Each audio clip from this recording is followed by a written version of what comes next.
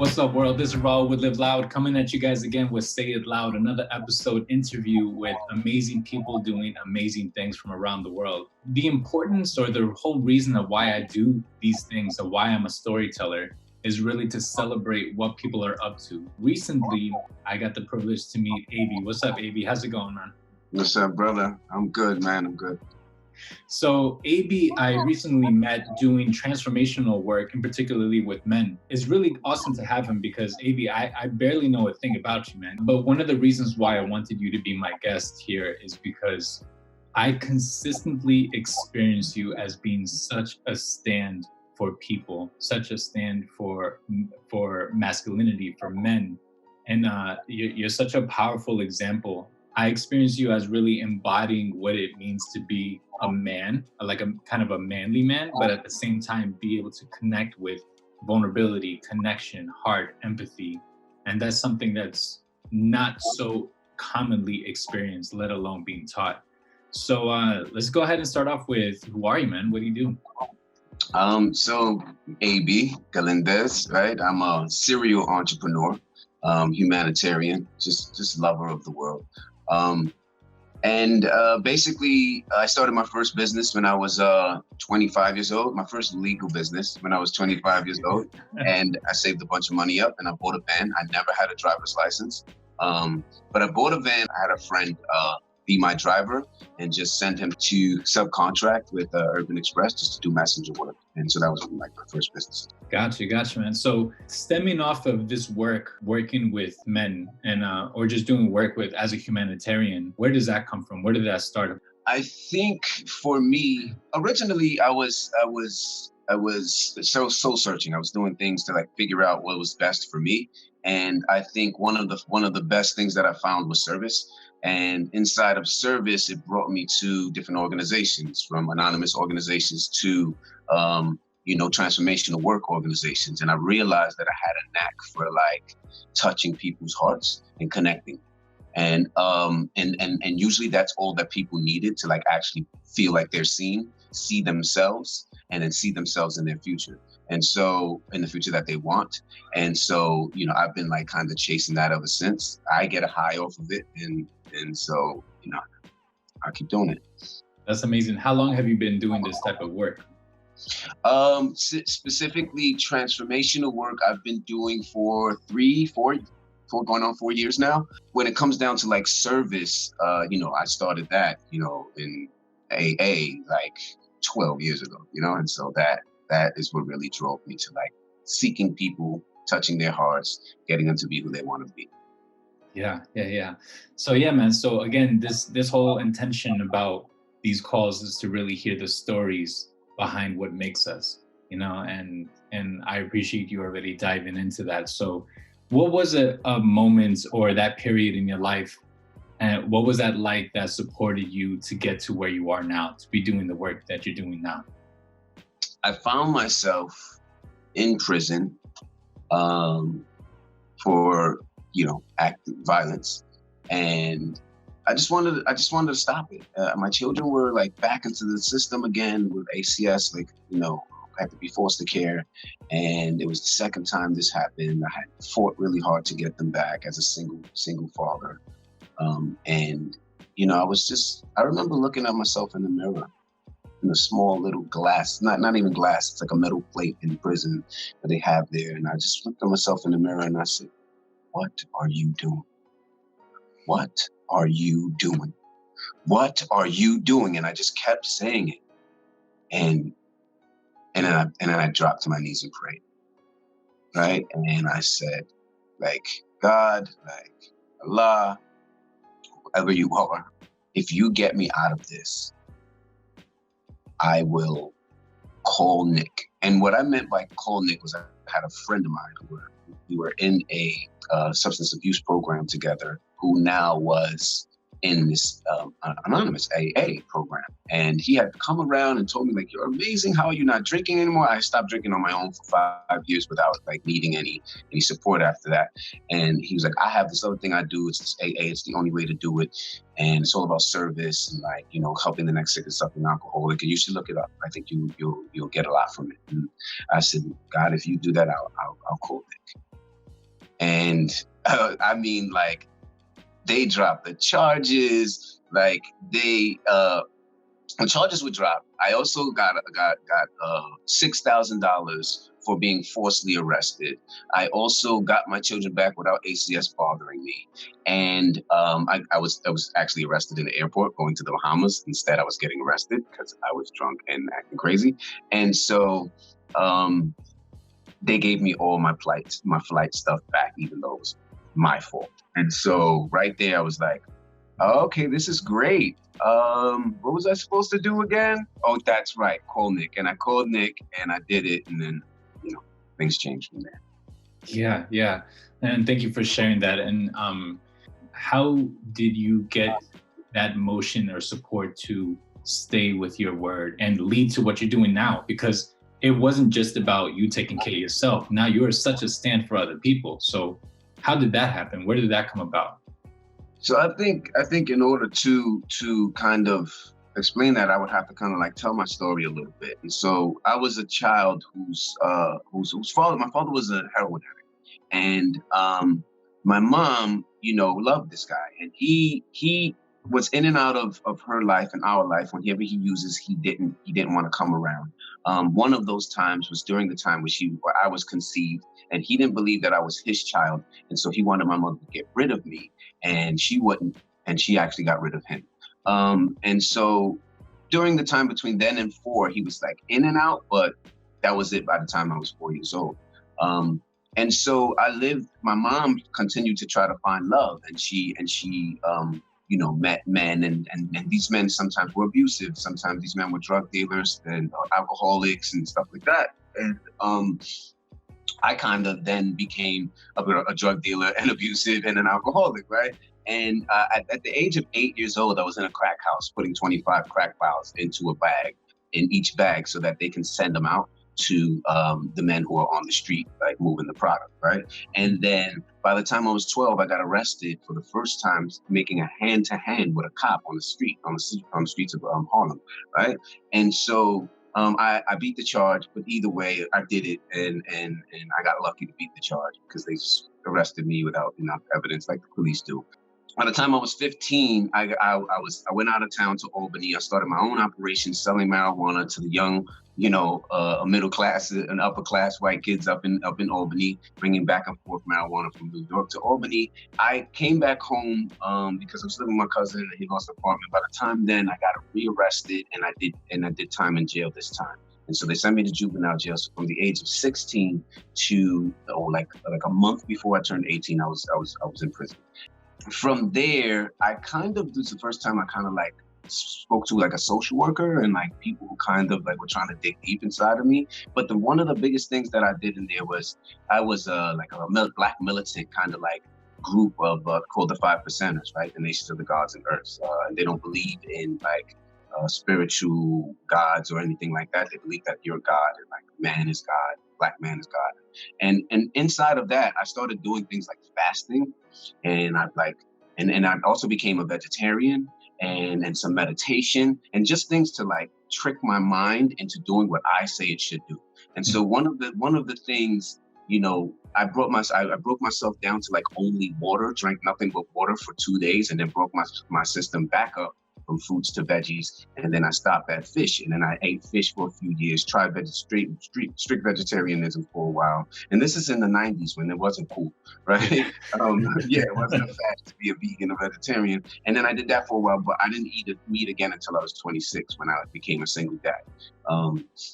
But during that time, when I came home from prison, I then like reindulged right back into society the way I was before, still a vegetarian and still like thought I was God and all these things. And I still was violent. I still, was trying to like make fast money, still getting arrested for things constantly. Before I knew it, I was an alcoholic.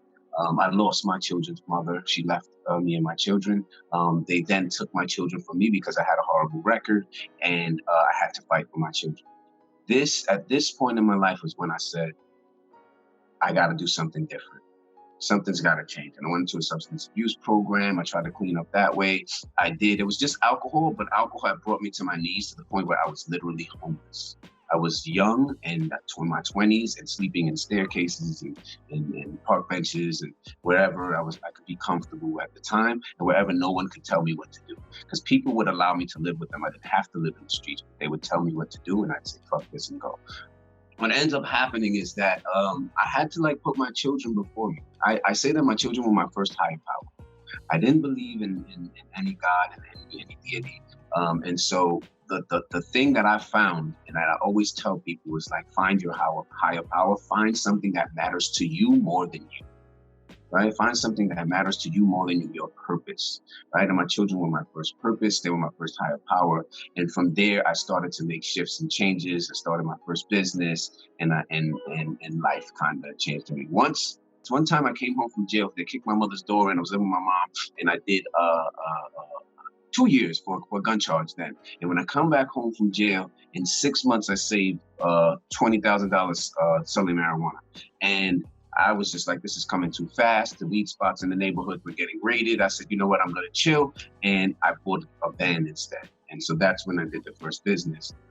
That quickly went down because I was living a drug dealer life and didn't really have a purpose, right? And so now I realize my purpose is to employ others, like create wealth inside of the humanity, right? And so wealth doesn't only look like money and like income, but it also looks like self-wealth and self-love and like love for others, and that's and acceptance. I think one of the biggest things is accepting who we are and where we are, having what we have. One of the best things I've heard this term called "have what you have," as opposed to what you don't have, as opposed to what you want. Like actually sitting with what you have, experiencing your experience, and have what you have. And one of the best things that I can do to help someone is to actually be with who they are, what they are, and then that can like bring them to where they want to be.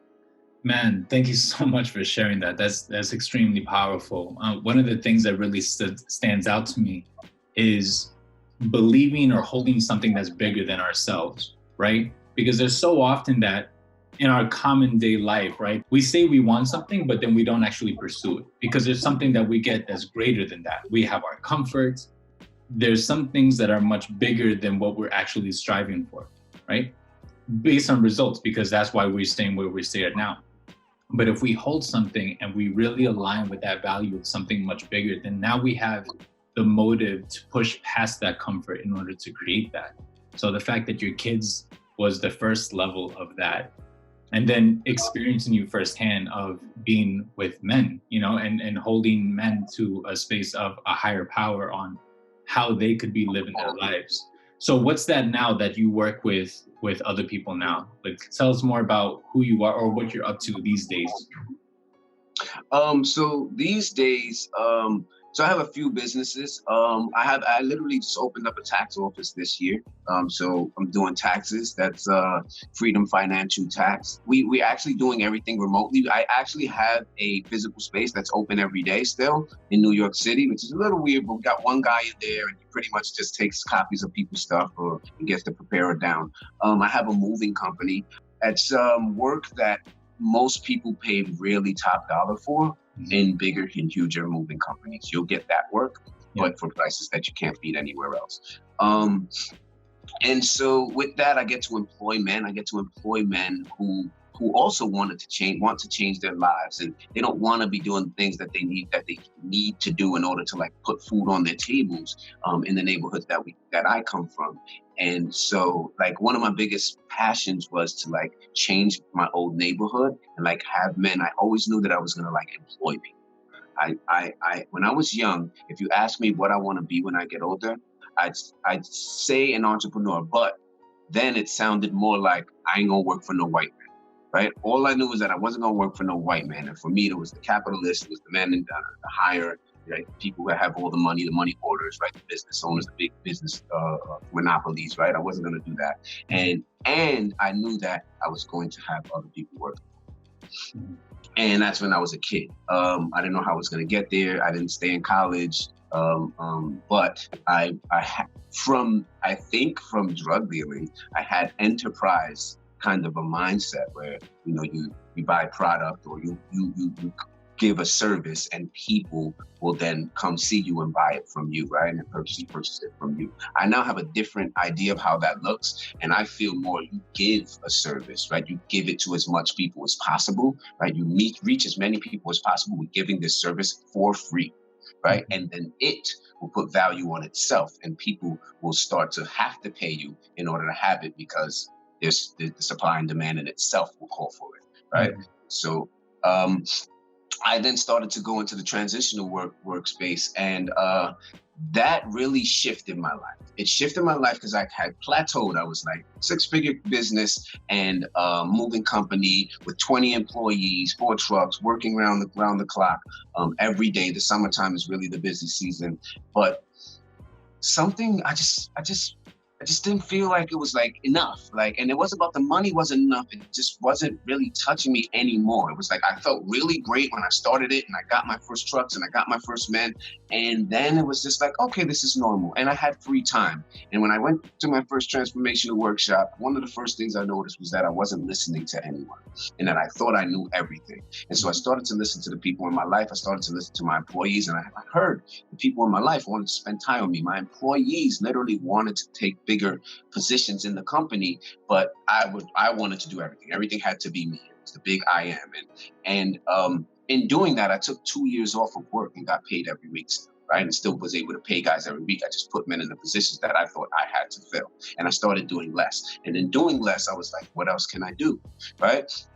And the service came up, right? Service came up, and then I started to like volunteer to like staff to like help these workshops changing people's lives. And inside of that, my mom moved in with me, and when she moved in with me and I would go and like staff one of these workshops, she would say, oh, good luck. And I'd say, all right, I'm going to go and staff the workshop. And she said, good luck. I wonder how you're going to come out this time.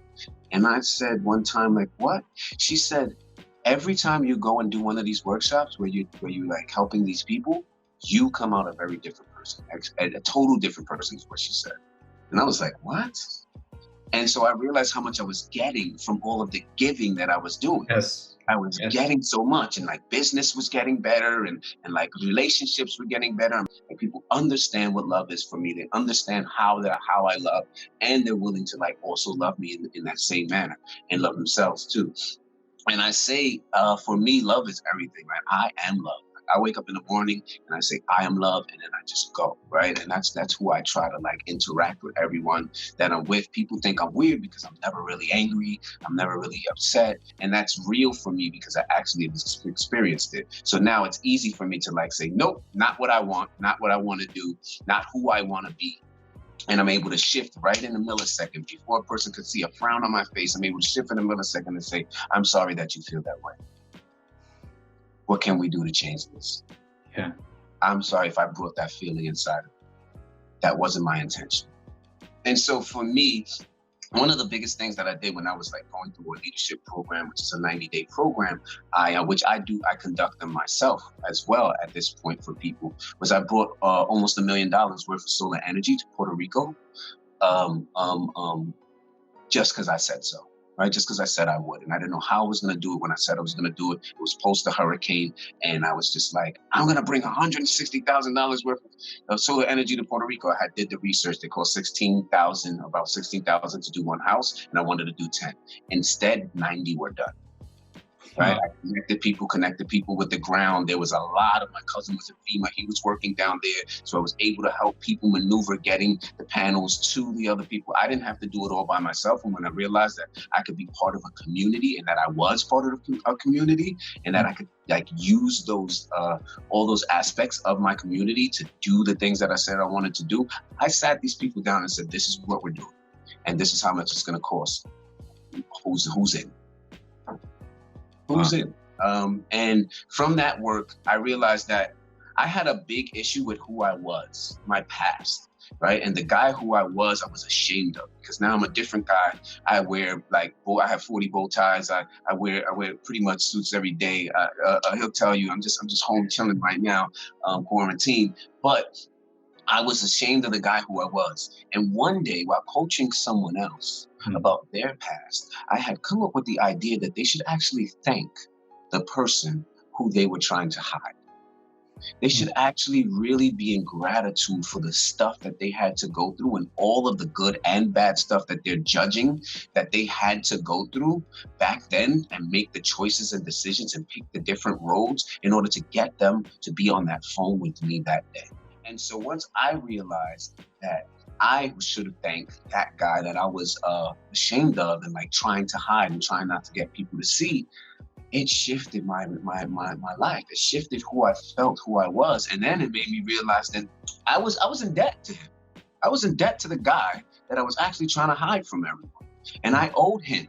And I owed him to actually do something that can shift the world in the kind of category that he had the most problems with. So there was economic issues, there was self-esteem issues, there was, the patriarchy and toxic masculinity issues, which I don't like to use the word toxic when it comes to humans and men, maybe unhealthy masculinity issues, right? And so for me, it was really about reaching men at the times, either when they kind of already had been through it, and if I could, way before the issue started.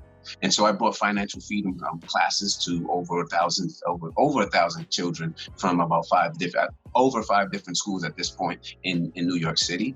And I realized that usually we learn about financial literacy after college, after we're already in debt. Yeah. And then we're like, oh, that's what debt is. Oh, that's what credit is, right? And then it's way too late. And so I'm like, why aren't they teaching this in schools? I should do it, right? If it needs to be done, if it's to be, it's up to me. Yeah. Right? It's up to me, right? And so wherever I see a problem or issue, I actually just attack it myself, or get a bunch of people or someone who I know better to support me, or a bunch of people that I know that are better to support me in getting it done and attacking it.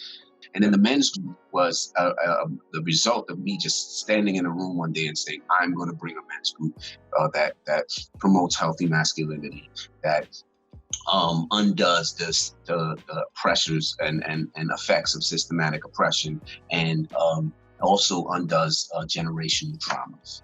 Yeah. Because that's what we needed. We needed to undo the traumas, dig deep, and get it all out. And then I met some guys, and we started the program. And then Raul was sitting across from me one day, and I was like, "Who's that guy?" Brother, I don't even know where to start, man. You just dropped so much nuggets of wisdom and experience, man. Thank you so much for sharing all of that.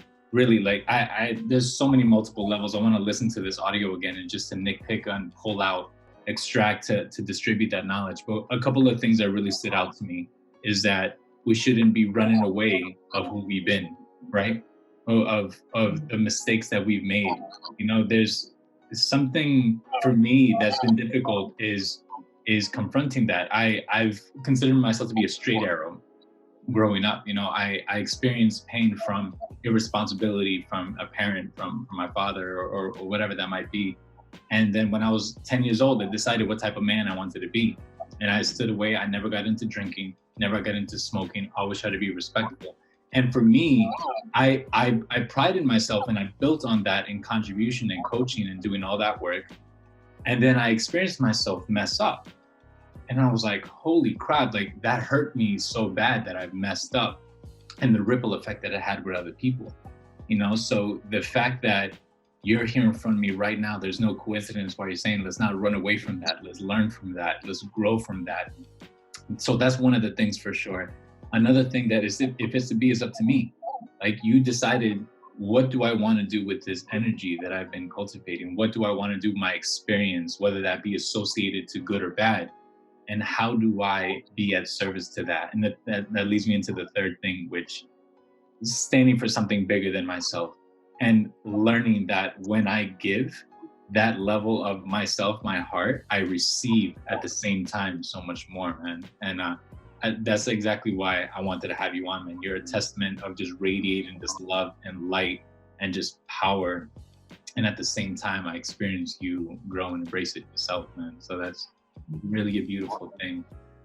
So with a lot of people who are home right now and being their own past, their own world, what things they're going through, what do you think people can be doing right now that we're in this isolation kind of quarantine mode? What can people be doing with themselves? the reality of it is anything that you want to do, you can still do in this moment, right?